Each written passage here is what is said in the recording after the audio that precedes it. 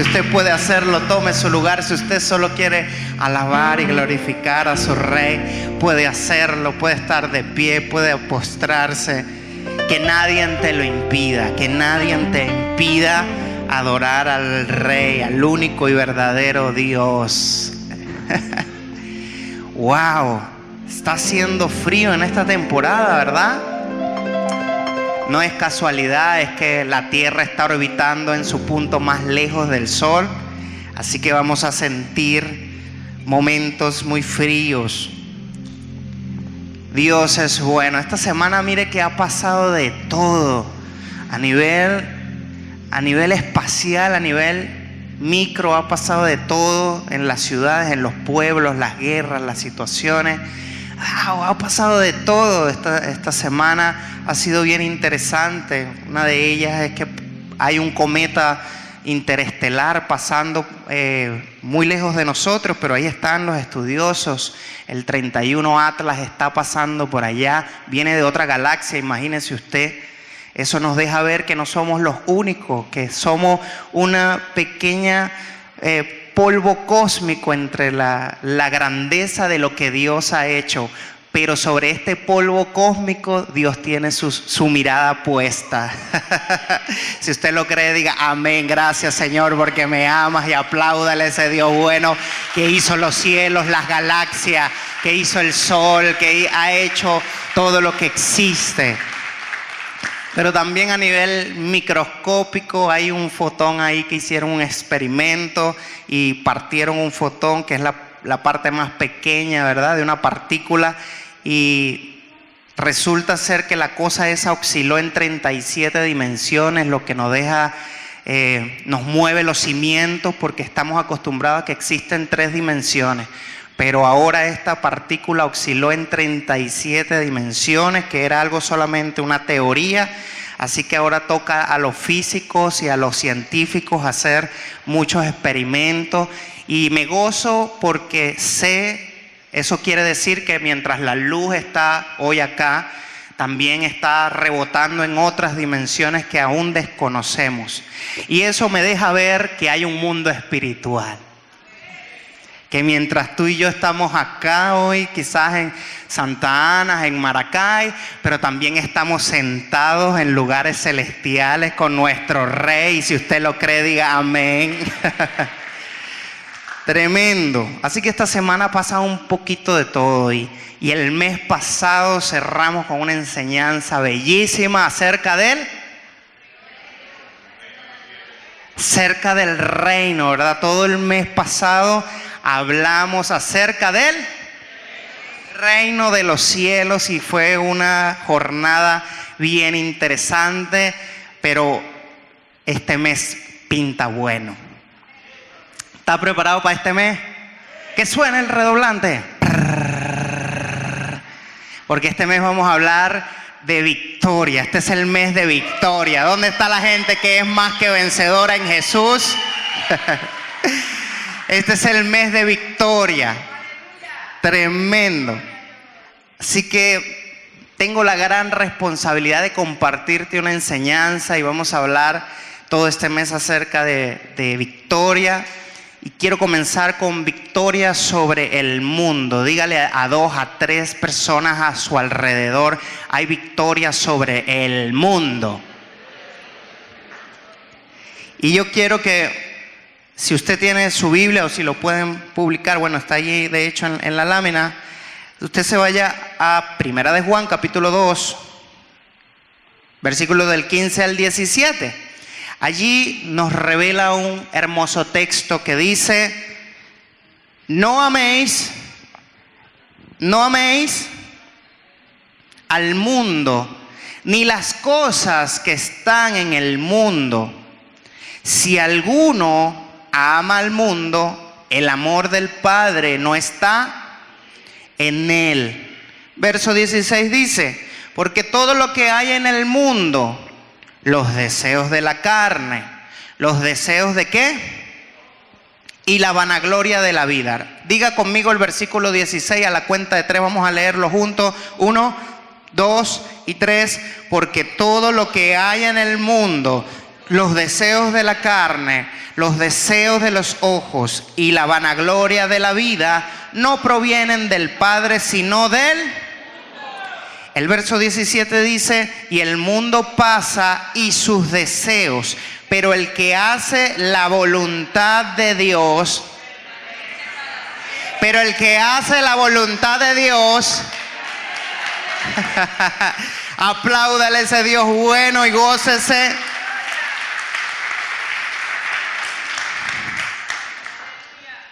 Y pues para establecer esta enseñanza entonces tenemos que definir el mundo, porque cuando hablo de no améis al mundo, entonces quiere decir que me voy a ir a vivir a Marte o a Plutón o a Neptuno, no sé, me voy a ir a Tritón, a una luna espacial, ¿cómo hacemos? No, eso no es lo que quiere enseñar la palabra de Dios allí. Cuando habla del mundo, habla de un sistema que es opuesto al sistema de Dios. De hecho, en Juan capítulo 12, versículo 31, nos enseña que ese sistema, que ese gobierno es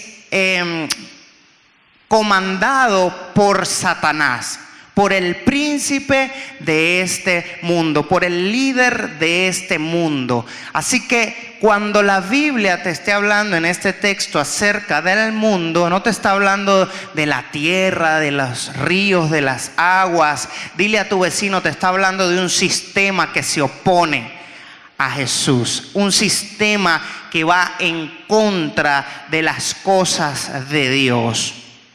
Y si usted es terrícola igual que yo y ve televisión y escucha radio y se monta en una camionetica de pasajeros y escucha a dos chamitos hablando, usted se da cuenta que este sistema va en contra de los principios de Dios, ¿sí o no?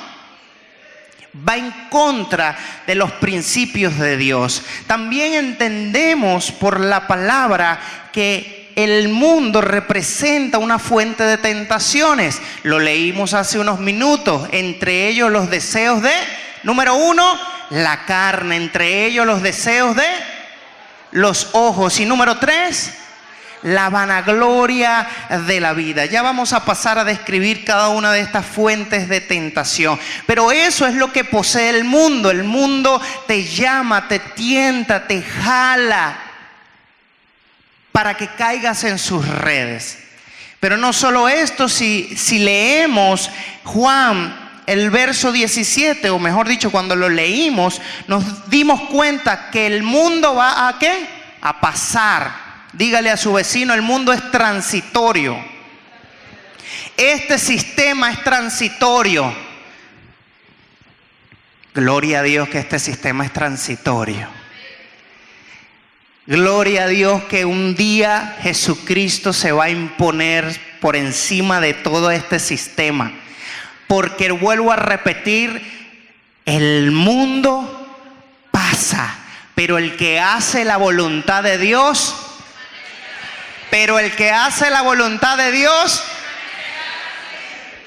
y mira lo que dice Santiago, capítulo 4, versículo 4, en donde nos enseña, hace una pregunta aquí, ¿no se dan cuenta de que la amistad con el mundo los convierte en enemigos de Dios? Lo repito, si alguien quiere ser amigo del mundo, se hace enemigo de Dios. Si tú te haces amigo de este sistema, de lo que este sistema conlleva, automáticamente te haces enemigo ¿de quién? Y por ende de su reino, porque todo el mes hablamos del reino. Señores, esto es una lucha de reino. Esto es un combate de reinos, dos reinos allí encontrados. Obviamente el reino de la luz ya tuvo toda victoria, tiene todo posicionamiento, pero ¿sabes qué? Satanás conoce su destino. Y su destino es un destino de perdición. Él sabe que no tiene futuro, que en su destino está perdido. Y por eso él pretende herir a Dios. ¿De qué forma? Corrompiendo su creación, pervirtiendo a los jóvenes que hoy ven televisión, llamándole a lo bueno ¿qué? Y a lo malo. De esa forma Satanás dice: tengo total dominio, tengo total control, y lastimo a Dios, y lastimo, lo hiero, porque sé que Él ama a su creación. Él te ama.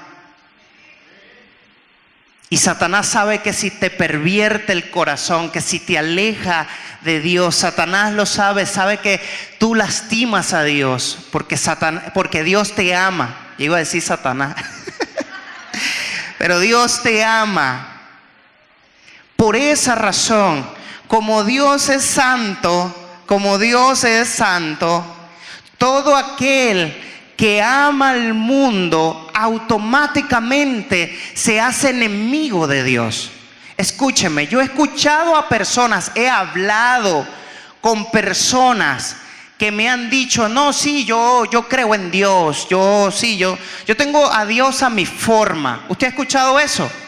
Yo tengo a Dios a mi forma, yo no necesito ir a una iglesia, yo no necesito leer la Biblia. Dios está en todo lugar, Dios es el mismo Dios de los árabes, es el mismo Alá, Dios es el mismo Krishna, ese es el mismo. Todos los caminos llevan a Dios. Mentira.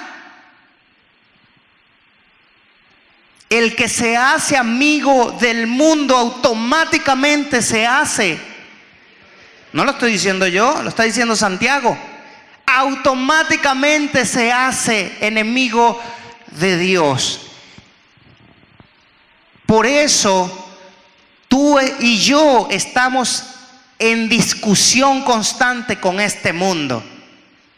Mientras este mundo dice: ay, tienes que aceptar la ideología de género, los pastores deben casar a los homosexuales porque ellos también son bienvenidos. Claro que sí, son bienvenidos dentro de la iglesia, pero Dios les ama tanto que no los va a dejar igual. Les va a transformar la mente y el corazón. Esa es la intención nuestra como hijos de Dios. Así que toda amistad con el mundo automáticamente se convierte en enemistad contra Dios. Y yo quiero que se quede con esa idea. Si usted llega a escuchar a alguien en algún momento que le dice: no, es que yo tengo sueños y Dios se me aparece y Dios me habla, usted vea los frutos de esa persona. Vea los frutos de esa persona. Usted dice: a ver, si realmente es Dios quien le está hablando a esa persona leerá la Biblia. Esa persona, ¿cómo vive con su familia? ¿Cómo hace sus negocios? ¿Lo hace dignamente? ¿Lo hace puramente? ¿O lo hace de forma incorrecta? ¿O le grita a sus hijos y maltrata a su esposa y después dice que Dios se le apareció? Porque entonces eso no fue Dios. Ese no es mi Señor. Ese es otro Señor. Será el Señor de la noche. Ahora, el mundo representa este sistema contrario a Dios y tiene una cantidad de elementos. Número 1, los deseos. Los deseos. Fíjense que los deseos de la carne es esa presión que ya está dentro de ti. Dile a tu vecino: ya hay una presión dentro de ti. Y cuando esa presión se sale de control, cuando esa presión lícita se sale de control, se convierte en un acto ilícito. Lo voy a explicar de la siguiente manera. ¿Será que comer es malo? Comer es bueno. De hecho, es uno de los placeres de la vida, comer. El mismo Eclesiastés dice: comer y beber es un don de Dios. Lo dice la misma Biblia. Disfruta con la comida, con la bebida. Pero ¿qué pasa si comienzo a comer de más? ¿Conoce a gente que sufra de gula? ¿Saben qué es gula? Esa gente que come come, y es como que si al otro día se va a morir, como que no, esta comida no puede quedar aquí, no puede. Y comen y comen y comen y comen y ya están saciados, pero ellos siguen comiendo. Allí hay algo en el corazón. Comer no es malo, pero cuando lo llevas al exceso, se comienza a convertir en algo ilícito. Dormir no es malo, pero cuando solo duermes y duermes y duermes y duermes, puede ser que haya una depresión, puede ser que haya algo en el corazón, algo está pasando, algo no está bien. Porque son los deseos de la carne, es algo que ya está dentro de ti. El sexo no es malo dentro del argumento del matrimonio. Pero cuando se sale del argumento del matrimonio, se convierte en fornicación, se convierte en adulterio, y eso lo condena a Dios. Esos son los deseos de la carne, y eso está en el mundo, eso te rodea, eso está a tu alrededor. Porque cuando ves una publicidad, cuando escuchas una canción, te venden sexo. Te venden eso para venderte el producto. Por eso nosotros tenemos que entender que somos distintos, que aunque caminamos en este mundo, no somos. Y no podemos amar las cosas de este mundo. Jóvenes que están acá, que ven las redes sociales, pero quieren ser como esas personas que le dice allí las redes sociales, y resulta ser que esa gente son una locura su vida, pero anhelan ser como ellos, porque comienzan a amar al mundo y los deseos de la carne, esa presión que está desde dentro, comienza a esclavizarnos, comienza a atarnos. Por eso la Biblia habla de un ejemplo que es Israel. En 1 Corintios capítulo 10 versículo 7 dice: el pueblo celebró, aquí está hablando de Israel después del becerro de oro. El pueblo celebró con abundante comida y bebida y se entregó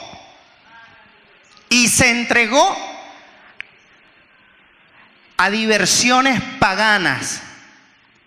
Mire la expresión que utiliza: y se entregó a diversiones paganas. Estamos hablando de un Israel que ya había sido completamente libre de Egipto.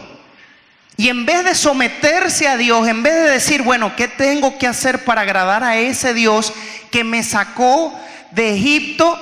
Sencillamente se plantearon una idea y dijeron, mira, ya como que Moisés se murió, vamos a hacernos un becerro aquí y vamos a adorar a ese como nuestro Dios. Vamos a hacer un Dios que sea a nuestra imagen. Era un deseo personal de Israel. Vamos a hacernos un Dios que tenga mi diseño. Porque a veces no nos gusta un Dios que nos corrige. O un Dios que nos llama fornicarios y nos dice, mira, estás en fornicación. Pero no te lo dice para condenarte. Te lo dice para que te arrepientas.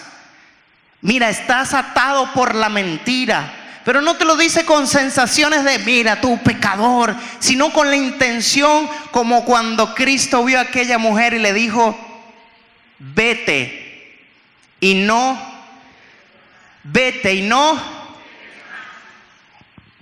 También está la expresión que está en Levítico 10, una historia bien interesante de dos sacerdotes, hijos de Aarón. Uno se llamaba Nadab y el otro se llamaba Abiú.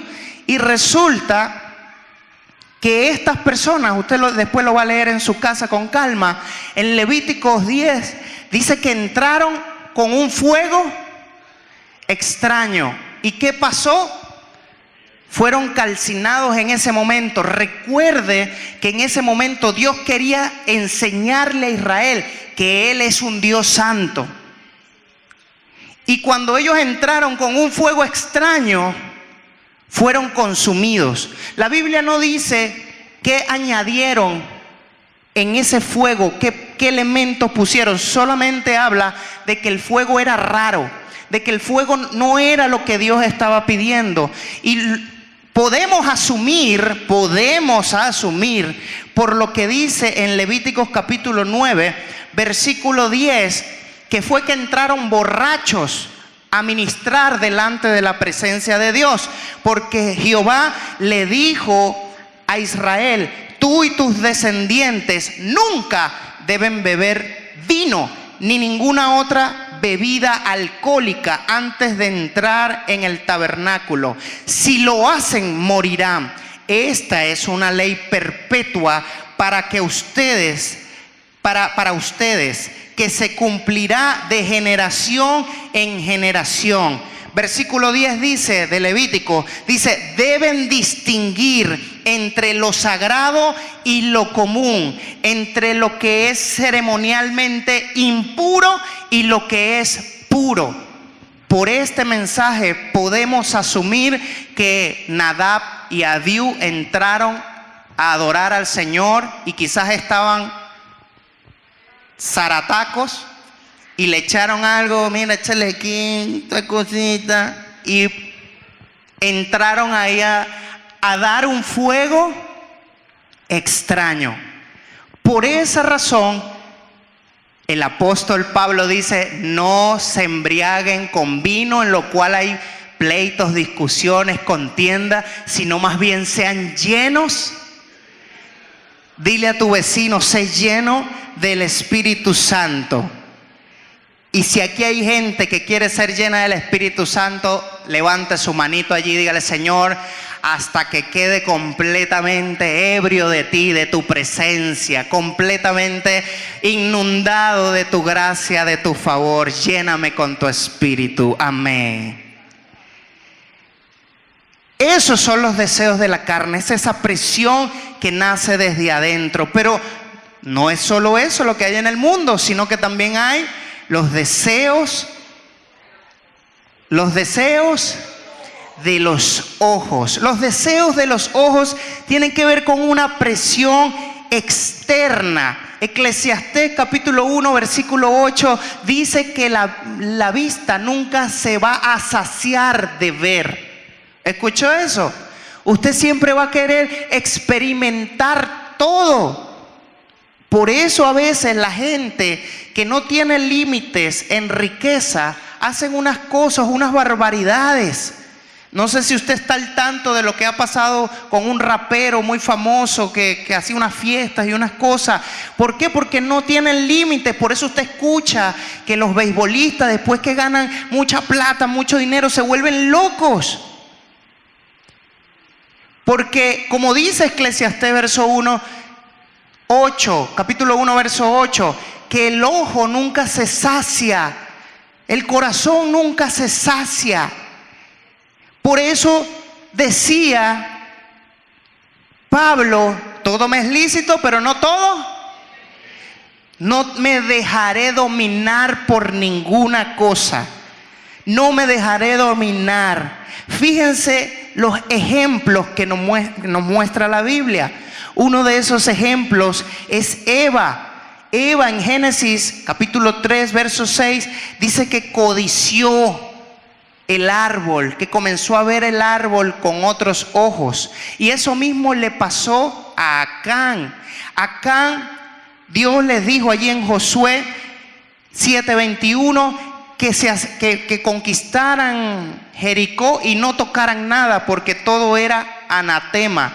Y a cambio unos trajes babilónicos, vio una serie de riquezas y lo codició en su corazón. Entonces los deseos de los ojos tienen que ver con envidia, tiene que ver con codicia, tiene que ver con afán. Cuando decimos: no, es que yo tengo que hacer, es que yo tengo que ser como fulanito. Y comienza una envidia. ¿Por qué si él lo logró? ¿Por qué yo no? Esa sensación, ese sentimiento es un sentimiento del mundo. Y si estamos abrazados a ese sentimiento, entonces somos enemigos ¿de quién? De Dios. Si la codicia está en nuestros ojos, entonces somos enemigos de Dios. Es esa presión, esos deseos de los ojos, es todo eso que nos envuelve, que nos arropa desde fuera. Y vemos el ejemplo de Sansón también.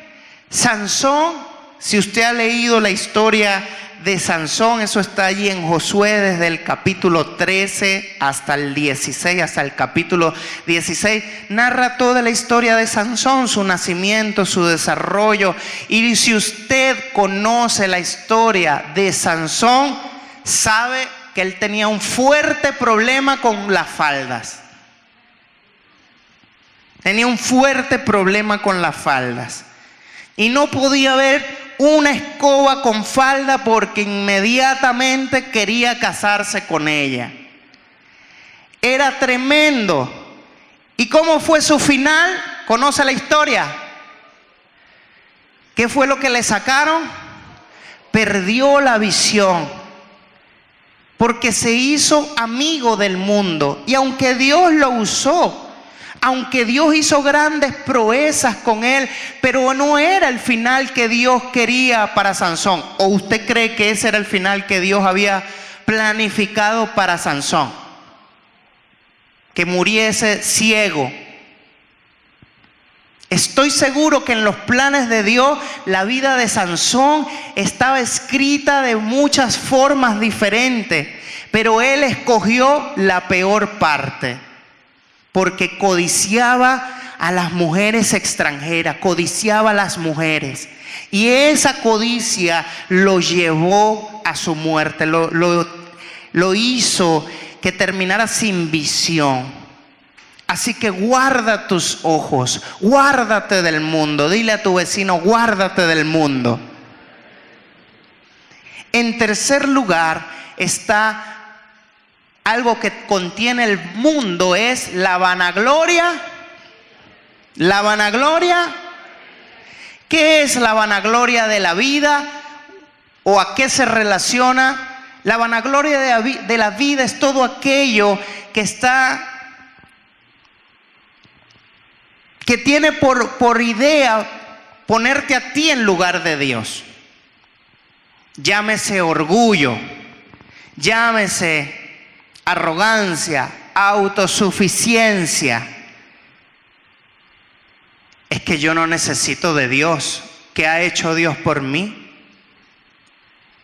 Pero es que todo esto lo he hecho por mis méritos, por mi fuerza, por mi habilidad. No, es que yo soy demasiado inteligente, demasiado talentoso. Ay, ay, ay. Mira lo que dice Proverbios, capítulo 26. Versículo 12. ¿Has visto hombre sabio en su propia opinión?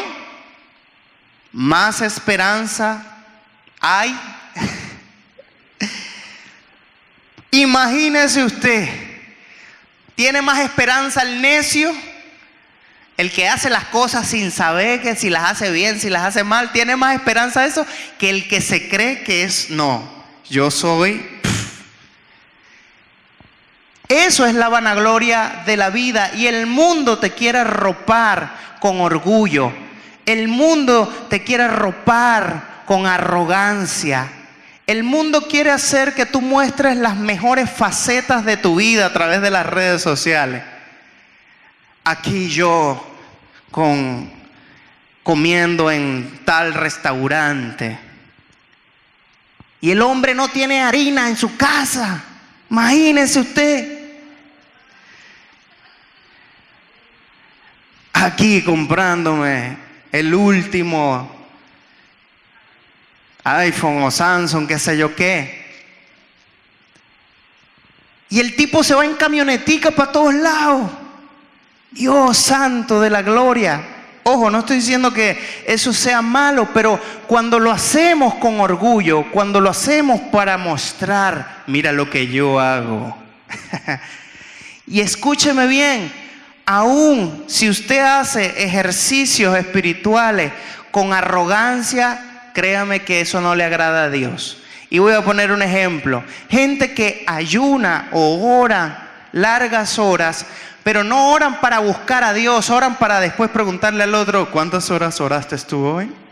Yo oré 14 horas seguidas. ¿Cuántos ayunos has hecho tú? Yo he hecho 50 ayunos.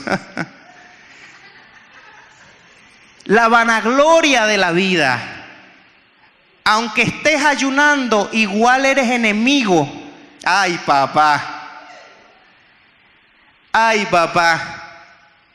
Aunque hayas orado largas horas, igual eres enemigo. Esta parte no nos gusta, ¿verdad? Señor Jesús, guárdate de los deseos de la carne, de los deseos de ¿qué? ¿Y qué más? Fíjate que Israel cayó en esa vanagloria. En Nehemías capítulo 9, anótelo allí por favor. En Nehemías capítulo 9, versículo 16, dice que nuestros antepasados, esto es una oración que está haciendo acá, nuestros antepasados fueron arrogantes y tercos y no prestaron atención a tus mandatos. Israel no quiso escuchar a Dios. No me interesa lo que me diga Dios. No me interesa. Tremendo. Pero yo hoy te tengo una buena noticia. ¿Está preparado usted para las buenas nuevas? Es cierto que el mundo presiona, que el mundo te llama. Hay una presión interna dentro de ti, que hay una presión externa fuera de ti, y ambas ahí están ejerciendo presión constante sobre ti. Pero la buena noticia es que ya Jesucristo derrotó al mundo. Juan 16, verso 33, Jesús hablando dice: en el mundo vas a tener aflicción, pero confía, yo, Cristo hablando, he vencido. Y si usted lo cree, apláudale a ese Dios bueno.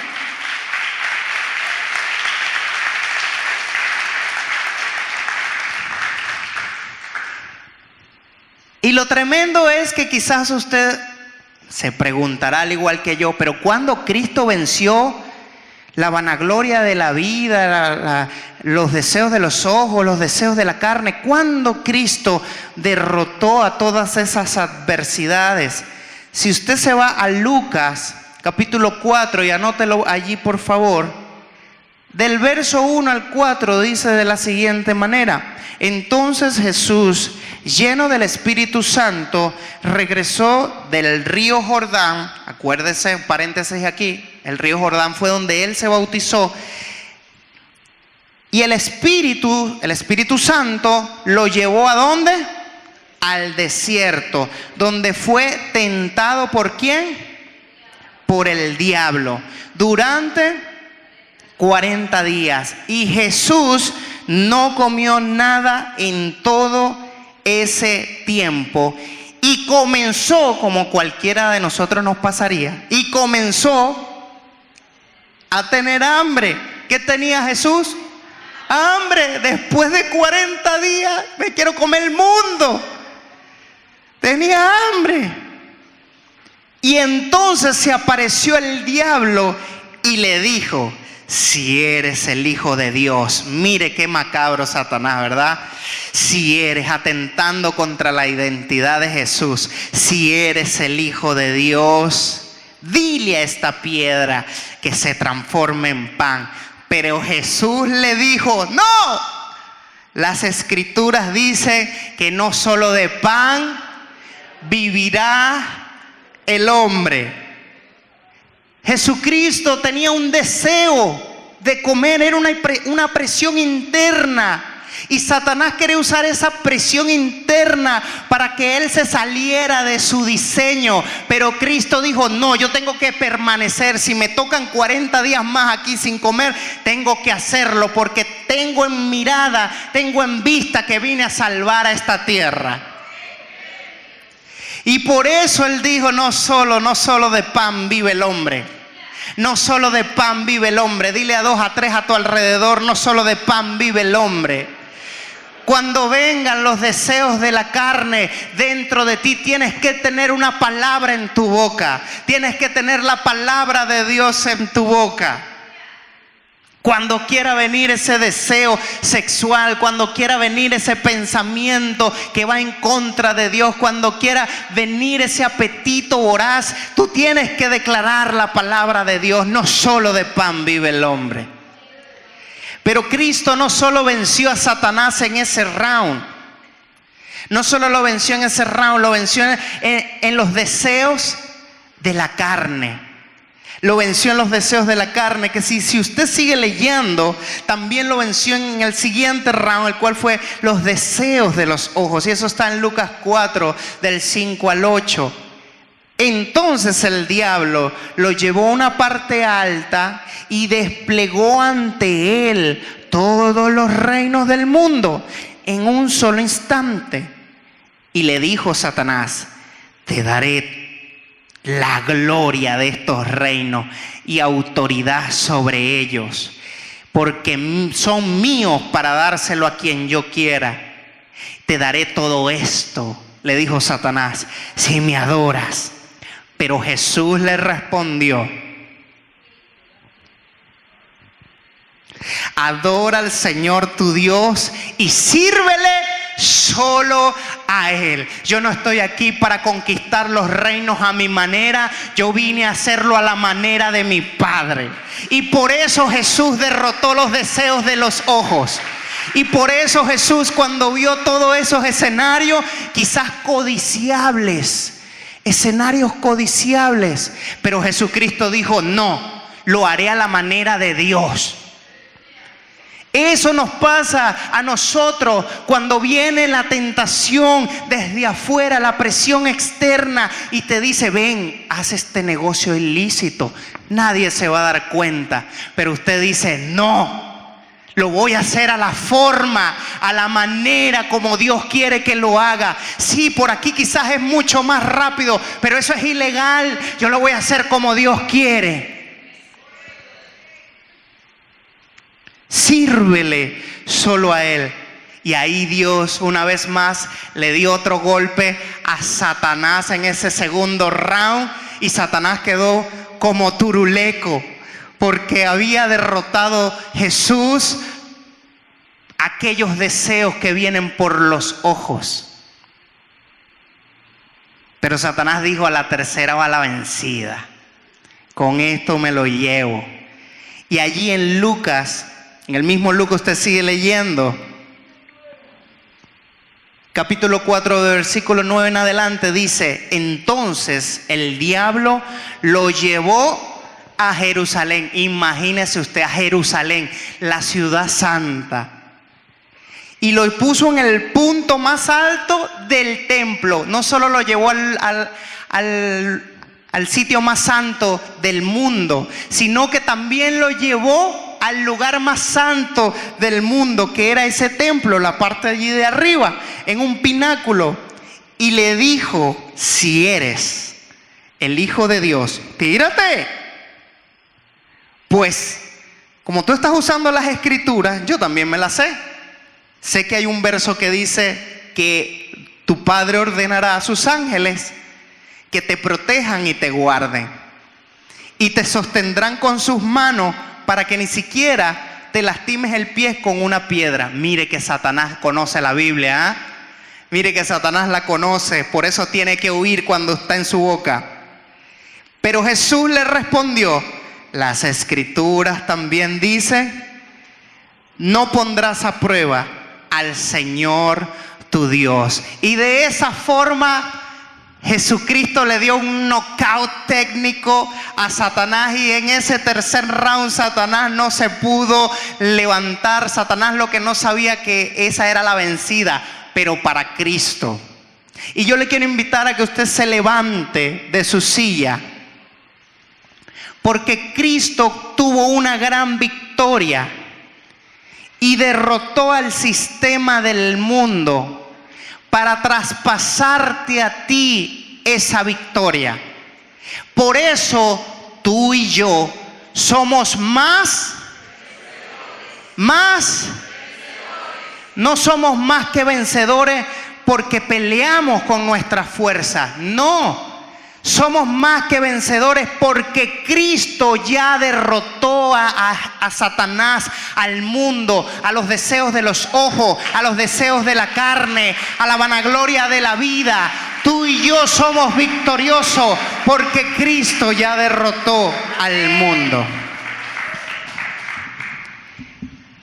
Y esto lo digo porque seguimos en esta tierra y somos imperfectos. No hay perfecto ni aun uno, dice la Biblia. No hay perfecto ni aun uno. Con esa victoria, Jesús te quería demostrar que tú también puedes vencer. Porque cuando Cristo obtuvo esa victoria, no lo hizo siendo el Verbo, no lo hizo desde una dimensión sobrenatural y Él tenía superpoderes.